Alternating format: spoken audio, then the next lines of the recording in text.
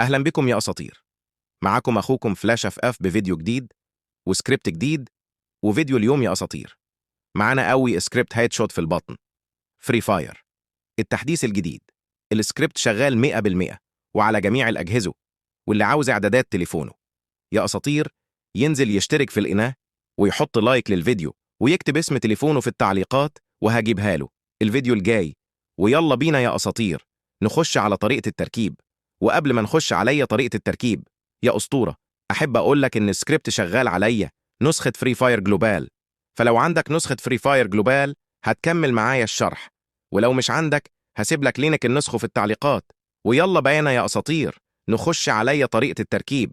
هتاخد الملف استخراج هنا وتستناه عليا ما يستخرج الملفات، وبعد ما يستخرج الملفات يا أسطورة تدخل عليا الملف اللي هيطلع لك، وبعدين تاخد الملف دي نسخه، وبعدين تروح عليا ذاكرة الجهاز اندرويد داتا وتروح لملف اللاعبة وتروح للفايلز IL2CPP والصق هنا، واعمل تطبيق عليا جميع الملفات واستبدال، وبس كده يكون الملف تركب معاك.